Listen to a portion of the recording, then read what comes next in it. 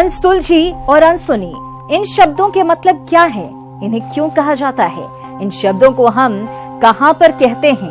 क्या इस पर कभी आपने सोचा है? अगर नहीं तो इन शब्दों को लेकर आपके सामने हाजिर हैं हम, क्योंकि अबूझ, अनसुलझी और अनसुनी दास्तानों से रूबरू होंगे आप हमारे साथ सिर्फ कुछ तो है कि इस मिस्ट्री शो के जरिए। आइए देखते हैं क्या है आज के एपिसोड में खास। शनिवार को यहाँ पर तेल लगता है, उस तेल को भी आप उस बिस्तर में देख सकते हैं, सलवटे भी उभरा आपको मिलेगा।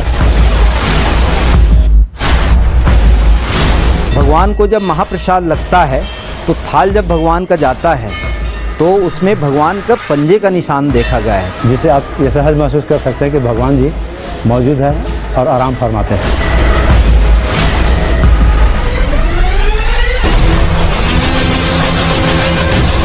यहाँ एक ढूंढो हजार मिलते हैं और सीना ठोक कर कहते हैं कि भगवान विष्णु के इस दरबार में चमत्कार होता है।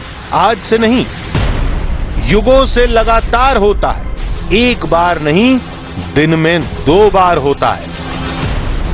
महसूस होता है कि भगवान साक्षात है यहाँ अपने साथ। ये हकीकत है, इसको झूठलाया नहीं जा सकता।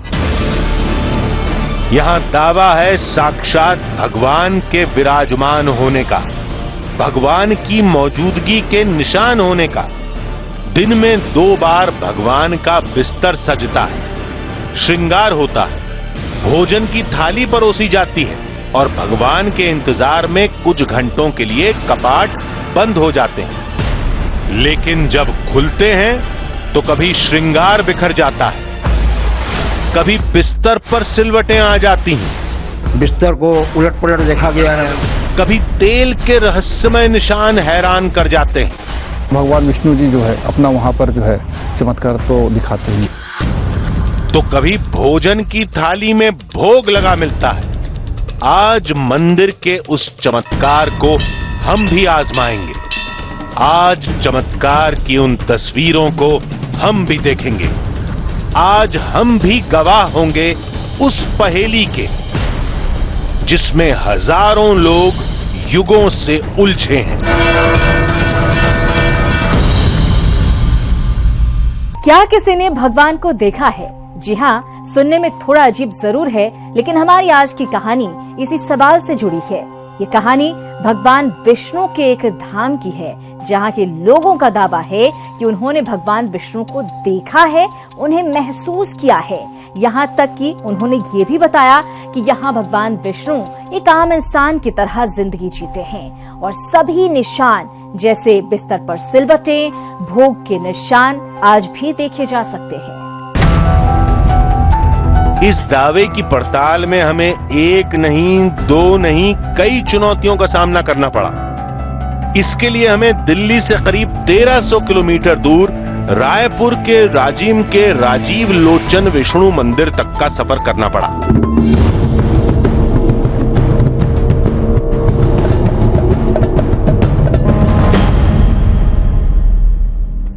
हम इस राजीव लोचन मंदिर तक पहुंच चुके हैं और अब हम मंदिर के अंदर जाकर जानेंगे राजीव लोचन मंदिर यानी विष्णु जी के मंदिर का रहस्य और हकीकत।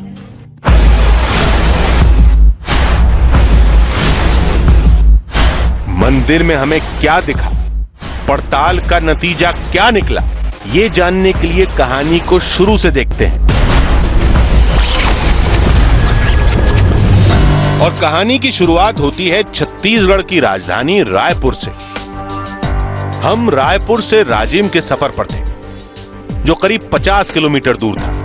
रास्ते में हमें मालूम चला कि राजीव लोचन मंदिर के चमत्कार की पहेली सुलझानी है तो पहले कुलेश्वर महादेव मंदिर जाना होगा, जो राजीव लोचन मंदिर के रास्ते में ही पड़ता है। दरअसल हमारी मंजिल तो भगवान विष्णु के उस चमत्कार की हकीकत को जानना थी, जिसके बारे में सिर्फ अब तक हमने सुना था। लेकिन हमारे सफर के इस पड़ाव में हमें एक ऐसा स्थान मिला जिसका नाम था कुलेश्वर महादेव मंदिर। मान्यता है कि वनवास के समय भगवान राम और मां सीता ने इसी स्थान पर महादेव की पूजा अर्चना की थी। नमः शिवाय। महादेव का ये मंदिर 3 नदियों के संगम के किनारे स्थित है। और इस धाम की कहानी जुड़ती है श्री राम से।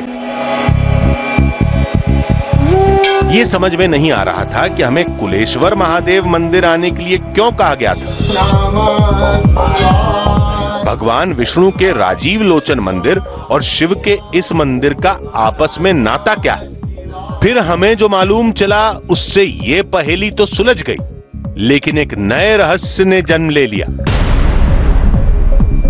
लोमस ऋषि जी जो है, जिनका आश्रम कुलेश्वर मंदिर के बाजू में ही है, जिसको लोमस आश्रम के नाम से जाना जाता है। लोमस ऋषि जी जो है भगवान भोलेनाथ और श्री हरि विष्णु के अनन्य भक्त रहे हैं और ऐसी मान्यता है कि आज भी हम पुजारियों से पहले, पट खुलने के पहले लोमस ऋषि जी भगवान भोलेनाथ और श्री राजीव लोचन की पहले ही पूजा करके चले जाते हैं, बाद में आकर के पुजारी उसकी पूजा करते हैं।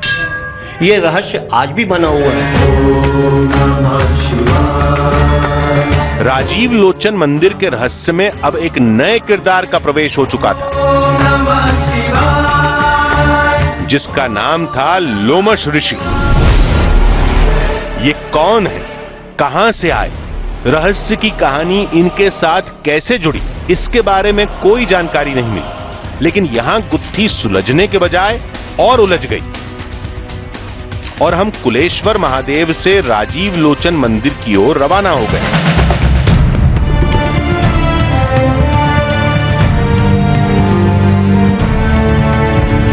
मंदिर भव्य और अद्भुत था।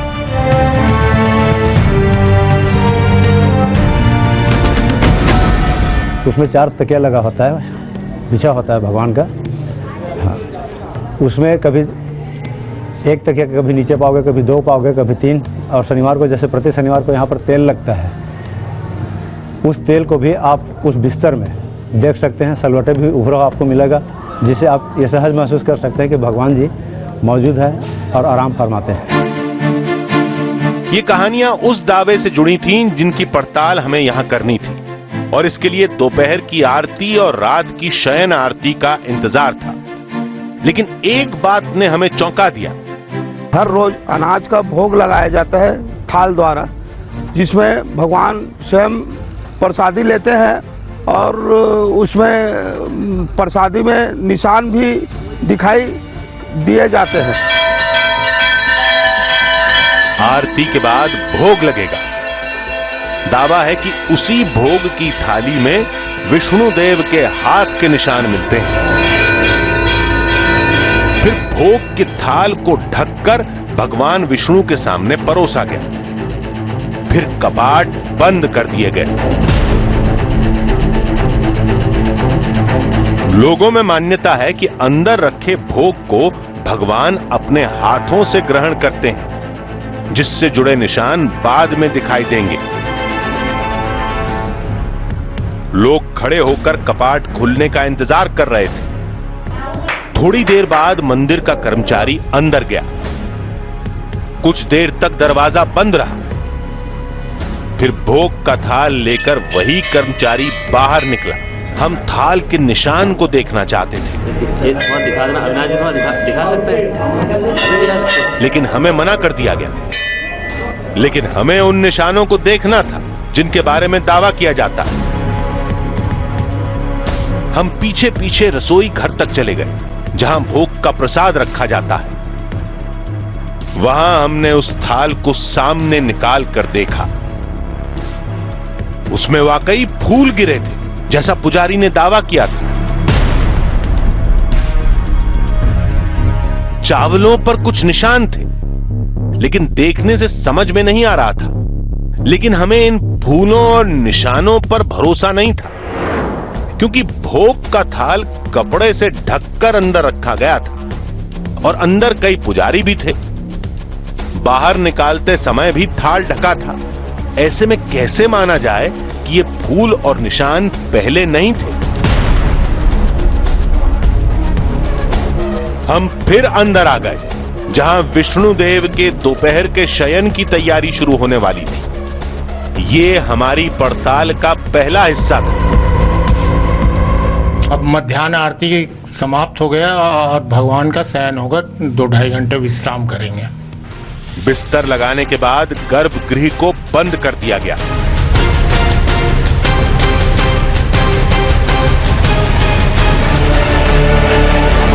फिर मुख्य दरवाजे को भी बंद कर दिया गया। अब हमें भी 2:30 बजने का इंतजार था। हम भी उस चमत्कार को आंखों से देखना चाहते थे, कैमरे में कैद करना चाहते थे। और जब गर्भगृह के कपाट खुले तो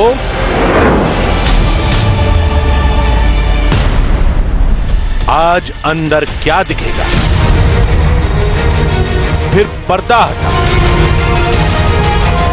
और अब हमारे सामने जो तस्वीर थी उसे देखकर हम चौंक गए। तो हमें इन बातों पर और लोगों के दावों पर विश्वास नहीं हुआ, लेकिन जब हमारी टीम राजीव लोचन मंदिर पहुंची, वहां के लोगों के दावों को खंगालना शुरू किया, तो हमें कई ऐसी तस्वीरें मिली जो इससे पहले हमने कभी नहीं देखी थी। दोपहर 2:30 बजते ही मंदिर के सामने भीड़ जमा होनी शुरू हो गई। सबको पुजारी का इंतजार था। पुजारी के आते ही मुख्य दरवाजा खोला गया। घंटियों की टंकार के बीच पुजारी और दूसरे लोग गर्भगृह की तरफ बढ़े। आज अंदर क्या दिखेगा। फिर पर्दा हटा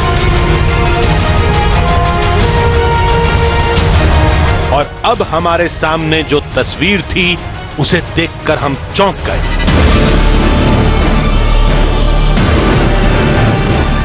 अंदर बिस्तर बिल्कुल वैसा ही था जैसा गर्भगृह बंद करने से पहले छोड़ा गया था।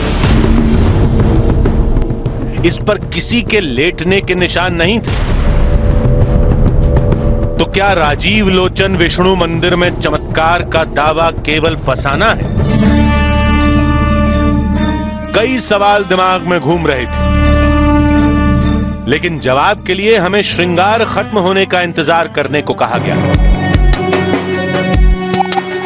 बाद में हमें बताया गया कि दिन के शयन के बाद चमत्कार के निशान हमेशा नहीं मिलते। असली चमत्कार देखना है तो शनिवार की शाम को आइए, जिस दिन विशेष पूजा होती है। संयोग से हम शनिवार के दिन ही पहुंचे थे और आज ही के दिन रात में वो विशेष पूजा होनी थी जिसमें भगवान विष्णु की प्रतिमा की तेल से मालिश होती है। बिस्तर लगाकर गर्भगृह को बंद कर दिया जाता है और सुबह सिलवटों के साथ तकिए या फिर चादरों पर तेल के निशान भी मिलते हैं। परीक्षा की घड़ी करीब थी। शाम होते ही हमारे कदम राजीव लोचन मंदिर की तरफ बढ़े।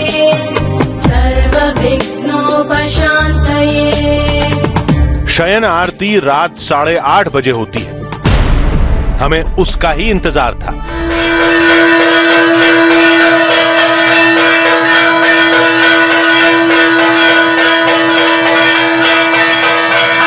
अब भगवान विष्णु के जो वस्त्र हैं उन्हें बदला जाएगा और इसलिए इस पर्दे को लगा दिया जाएगा। अंदर वस्त्र बदलने की विधि चल रही थी और हम बाहर बेसब्री से उसके पूरा होने का इंतजार कर रहे थे।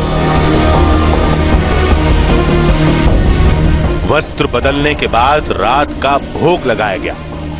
फिर सारे लोग बाहर आ गए। मान्यता है कि भगवान एकांत में ही भोजन करते हैं। लोगों की आस्था का ख्याल करते हुए हमें भी इन सारे नियमों को पूरा करना था। तभी अचानक एक पुजारी उठा और अपने आने का संकेत देकर अंदर चला गया। थोड़ी देर बाद भगवान विष्णु की प्रतिमा को तेल लगाने का काम शुरू हुआ।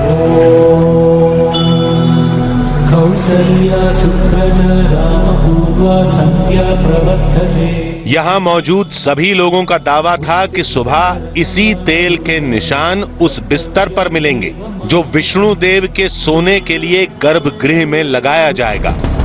मूर्ति पर तेल लगाने के बाद उसे कंबल से ढक दिया गया। उसके बाद मान्यता के मुताबिक भगवान विष्णु के सोने के लिए बिस्तर लगाने का काम शुरू हुआ।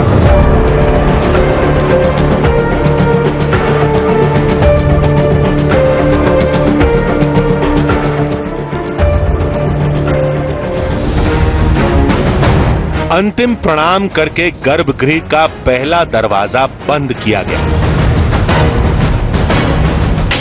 फिर पर्दा लगा। उसके बाद गर्भगृह के दूसरे दरवाजे को बंद करके उस पर ताला लगा दिया गया।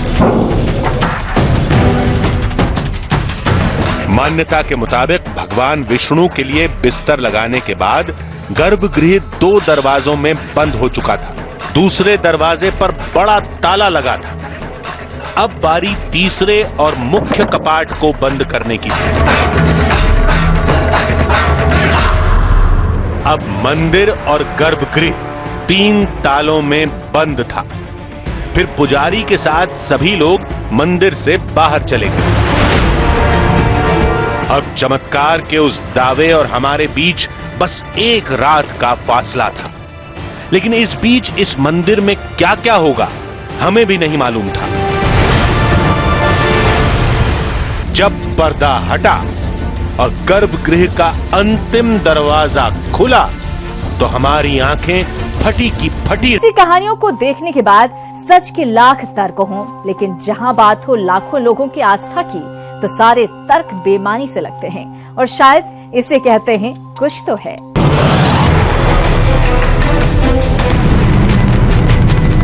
मंदिर के अंदर कैद होकर हम सुबह होने का इंतजार करने लगे। रात भर हम मंदिर के अंदर जांच परख करते रहे। गर्भगृह में जाने का शायद कोई दूसरा रास्ता हो। थोड़ी देर बाद हम आश्वस्त हो गए कि राजीव लोचन मंदिर में ऐसा कोई गुप्त रास्ता नहीं है। ये सब देखते समझते भोर हो गई। सुबह 4:30 बजते ही एक पुजारी मंदिर पहुंचे। पड़ताल के नतीजे का वक्त हो चुका था। गर्भगृह का पहला यानी मुख्य दरवाजा खुला। अब बारी दूसरे कपाट के खुलने की थी।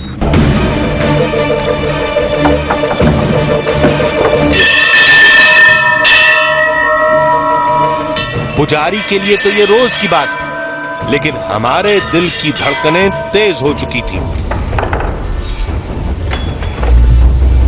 चमत्कार के दावे की हकीकत और हमारे बीच महज एक पर्दा और जाली के दरवाजे का फासला रह गया था।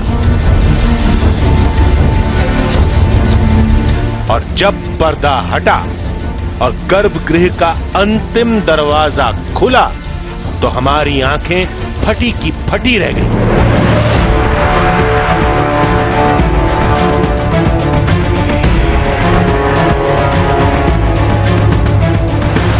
बिस्तर पर तकिए बिखरे पड़े थे, चादरों पर सिलवटें थी और एक तकिए पर तेल से बने पंजे के निशान थे। ये सब कुछ वैसा ही था जैसे चमत्कार का दावा किया गया था। हमें तो बिल्कुल भी विश्वास नहीं हो रहा था, लेकिन आंखों के सामने जो था हम उसे नकार भी नहीं सकते थे। गर्भगृह रात भर 3 दरवाजों में बंद था। बाहर हम खुद पहरा दे रहे थे। मंदिर में हमारे सिवा कोई नहीं था। गर्भगृह में जाने का कोई दूसरा रास्ता भी नहीं था। फिर बिस्तर पर यह बदलाव आए तो कैसे? शनिवार की रात जब इस शयन कक्ष को बंद किया जा रहा था तब हमने यहां एक एक चीज को गौर से देखा था। हर एंगल से कैमरे में कैद किया था। सोचा था न जाने कौन सी तस्वीर हमें चौंका दे। लेकिन सुबह तो यहां का पूरा नजारा ही बदला था। ऐसा हुआ तो कैसे हुआ?